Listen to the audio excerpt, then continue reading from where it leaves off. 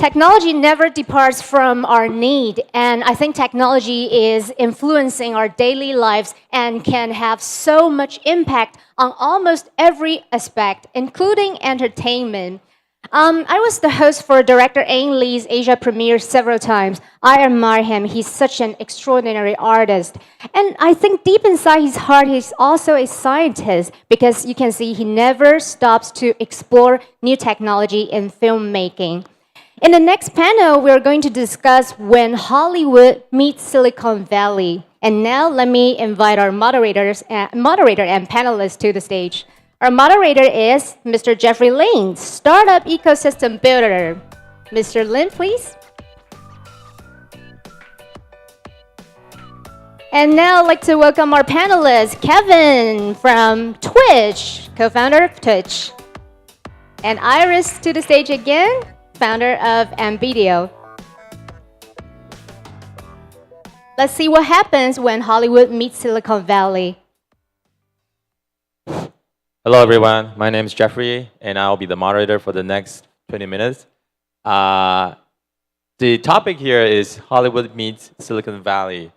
I believe that all of us are somewhat involved with Hollywood in terms of being a spectator, in terms of being an admirer of the works that came out of Hollywood. But when it comes to Silicon Valley is all about technology. It's all about innovation. It's all about progress. We remember that Hollywood was not really high tech from a long time ago, but it was not that long time ago that we started to see that a lot of technology being applied in movie makings, in a lot of the things that we see, in terms of experience, enhancing the experience when it comes to movie going. But it's actually the part that I find Hollywood the most exciting is how it's actually impacting the future. In fact, some of the future is now, okay? But in terms of some of the things that we saw, like from Back to the Future, with the hoverboard, and then going onward to movies like the one that I like the most is Minority Report, where you have these this interactive user interface, and then to even nowadays Ready Player One, where you have the VR world, okay, putting on a goggle and you're immediately in a different world. I think all of these, you thought that when the time that they were made, you thought that these are the future. This will not happen very soon, but now when we look back, all these are happening, and all these are become possible because of technology. And today we have these two very experienced entrepreneurs telling us the experience about how they have anything to do with Hollywood. So I have for my first question for these two guests, I would like to know, do you consider yourself, in terms of what the companies that you built, do you see yourself as part of Hollywood, or do you see yourself as a disruptor to what Hollywood is doing? Well, I'd love to think myself as a part of Hollywood because that feels good. Right.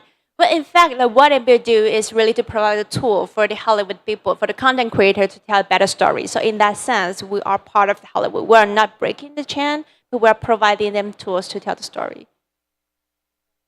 And Kevin? Yeah, I think we were probably seen as not really part of Hollywood in the beginning because sort of in terms of time, we were taking a lot of people away from the traditional Hollywood distribution channels. Mm-hmm.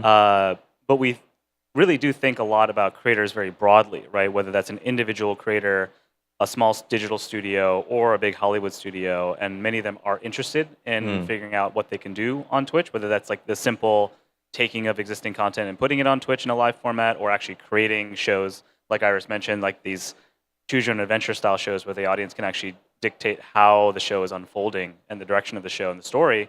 So we're pretty, I think right now, at this point, we're a platform that powers a lot of that, right? If you think about, we're like sort of this last mile. We're the direct conduit to the audience, and we're flexible in our thinking in terms of what content could look like. So we feel like we're definitely part of that industry.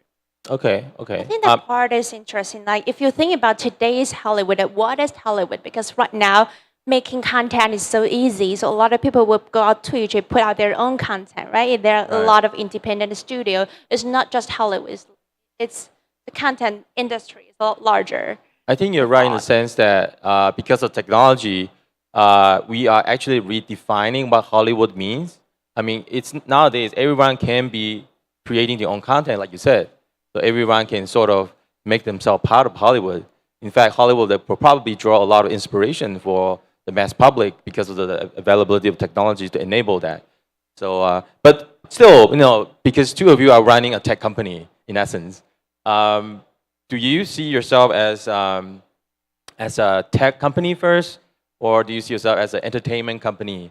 Because the two will have a very different mindset in terms of how you drive the company forward. So I don't know whether Kevin would like to go first with. Sure. I think originally we thought ourselves strictly as a tech platform, and that was just part of our mentality going in. As we started talking to creators, we realized we really are, while we're building tech that powers a lot of it, we also curate content. We're also thinking about what sort of culture we want to perpetuate through the content and the experience on site. So it's a hybrid, right? You really need both for our business. Like you need the platform to reach the audience. You need the technology that creates a good experience and a unique experience. But you also have to have the know-how of what it is that people want, right? The phrase "content is king" is pretty much immovable. It's always been the case, right? No matter how awesome your technology is, you have to have a reason for people to come, and that's content. Okay, and I Iris. think I agree with Kevin that it should be the hybrid because, right, especially nowadays, it's really hard to separate things apart. When you think about Twitch, you get both. If we think of Facebook, it's a social media, but they have their own original content. Like, how do you separate this? I think in the future, it'll be harder and harder to say, I am a tech company, I don't do anything entertainment. And that's the same thing with Ambidio. We have both. We are tech company, but we are entertainment company. Right. Here's a question back to Hollywood. What do you see as being the trend? Take the tech. How does tech get involved in Hollywood? What part of that is actually exciting for you guys? I mean, is there anything that you see as, okay, this is where the Hollywood is going? I mean, what part of it is exciting? Okay, so I think everything's super exciting. Hollywood, as I was saying, it sort of is broad. Like, what's the entertainment industry thinking? And I think it takes a while for them to break from the chains of whatever the existing rules are, right? Whether that's how content's made, whether that how much it costs to make, what pipes you use to distribute to the audience. It takes a really long time for those to shift in any industry. And I think what's really fascinating right now is Hollywood is basically a pendant, right? Everything about it, culturally, all the way to how distribution works, how you make money in Hollywood is changing dramatically quickly. So people aren't going to movie theaters as much. They're not watching traditional television as much. They're cutting the cord. So they're really having to think flexibly. And with everything that's changed recently with like the Me Too movement in Hollywood, which is sad that it existed, but great that that's changing, it's causing people to be very open-minded about everything, right? How do you rebuild companies in Hollywood? How do you rethink the actual production of content? How do you engage more writers and empower them? How do you provide more multicultural and diverse experience in Hollywood as well? So coupling that with there are legitimately good distribution platforms of many different shapes and sizes and many different sort of payment or advertising or sponsorship-driven options is causing them to really rethink, like, what do they really want to do, and how do you open that up to creativity and open-mindedness when it comes to the actual content creation process. So it's really exciting right now. Very, very exciting times in Hollywood. Very exciting times in music as well. Right. And Iris? To form a creative perspective, because that's my background. So if you think about Hollywood, it all goes down, like I said, to the story itself. The whole thing about like why we go watch movie is we want to step into another world. We want to be immersed in that kind of environment or in that story, like in Harry Potter, like in Disneyland. So the technology helped those things to become true.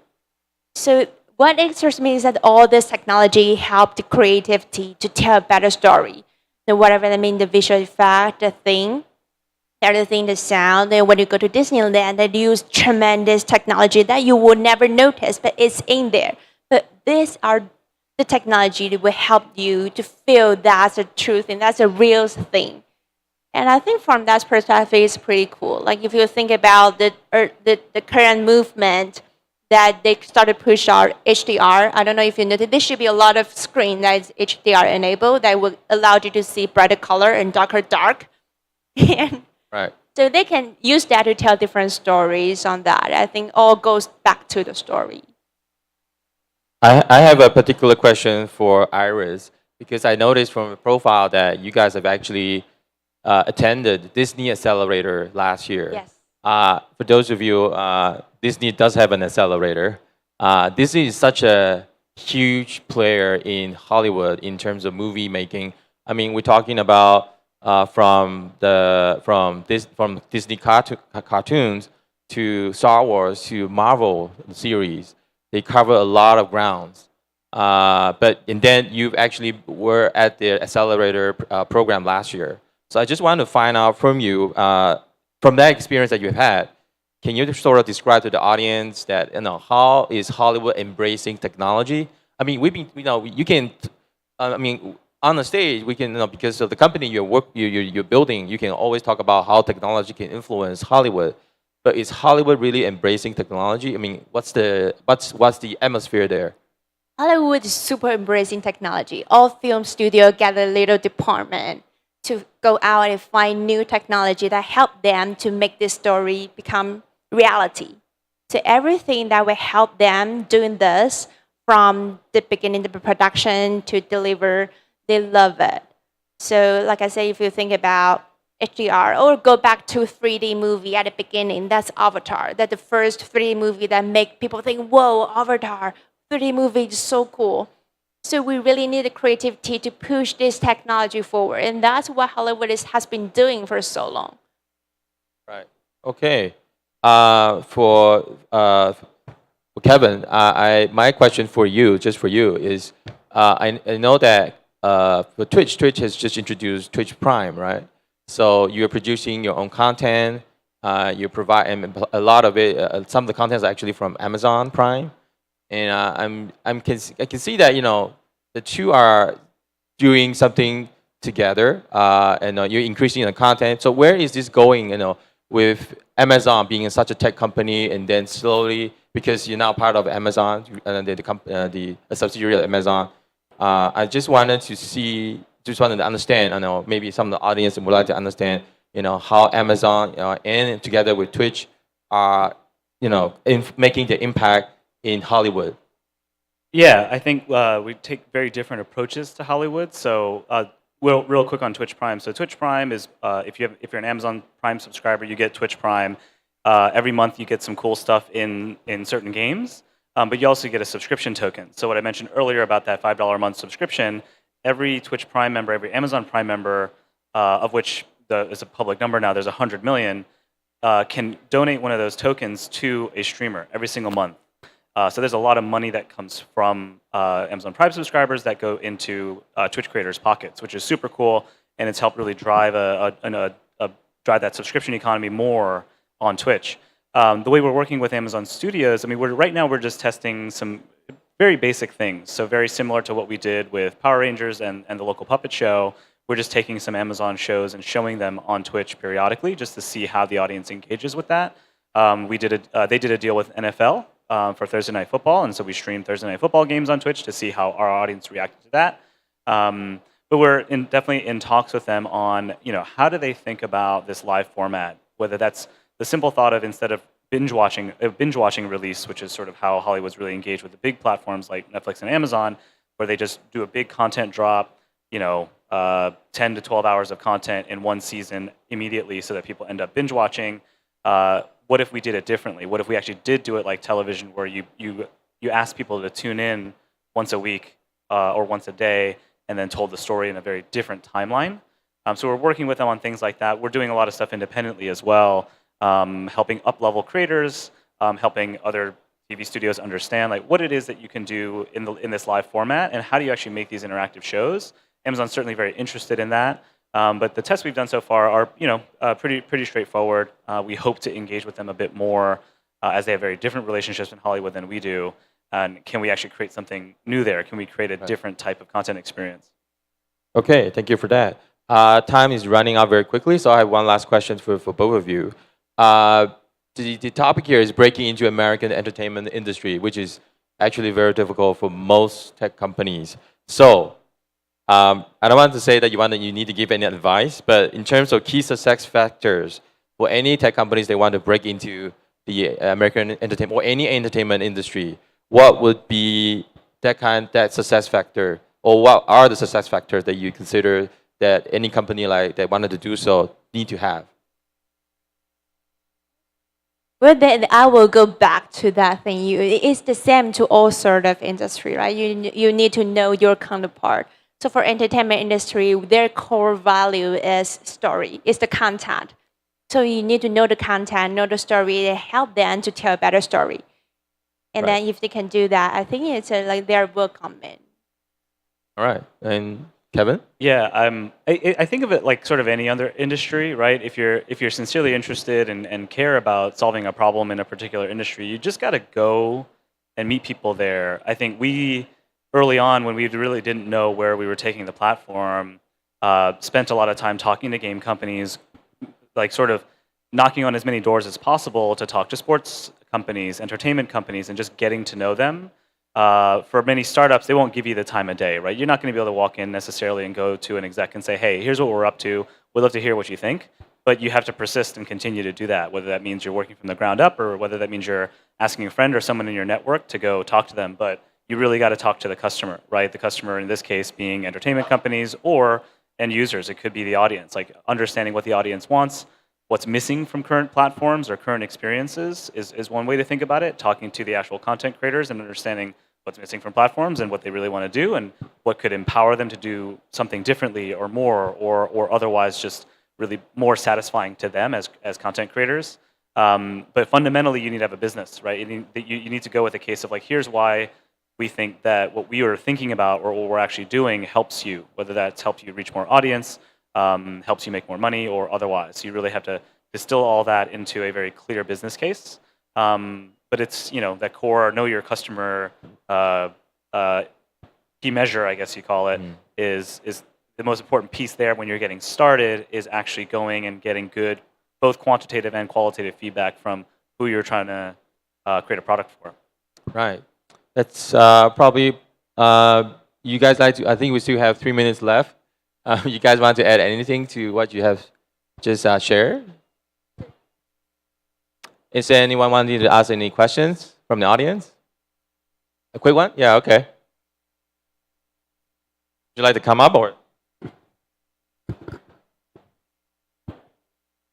Thank you. My question is, it's wonderful that you're so supportive for content creators to create a new way of telling stories and empowering creatives to tell story in a new kind of way. But what kind of tools are there that help creatives think conceptually about visual, audio, haptic information? Like, what tools have you come across that can help creatives actually feel empowered rather than just hoping that something works? Oh, good question. As in, how do creators find tools that might solve for something that they're thinking about, right, whether that's storytelling or actual production of content? Right. I'm not sure. We have educational portals for Twitch, but obviously very specific for Twitch. And, other platforms have educational portals as well. Yeah. That says, here's the actual software you need to just push something onto Twitch or YouTube or elsewhere. I don't know if there's like a really comprehensive database of like great audio tools, great graphic design tools. And there are some, but everyone uses very basic stuff. But I think the most important stuff is you go out and try different things because there are a lot of different things happening right now. And like for VR, you can go try their experience and ask them how do you deal with sound, how do you deal with visual. Right. And you can know that a lot of different companies use different stuff. And that's a learning process because no one get the actual answer. So maybe you can find one that suits you the best. I've built the tool.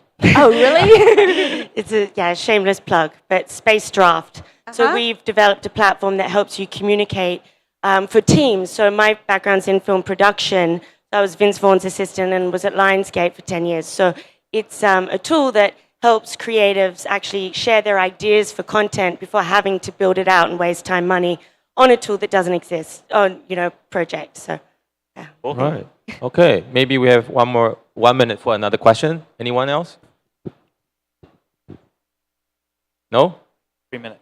Last chance. Okay, then we'll wrap it up here then. Thank you very much. Thanks, everybody.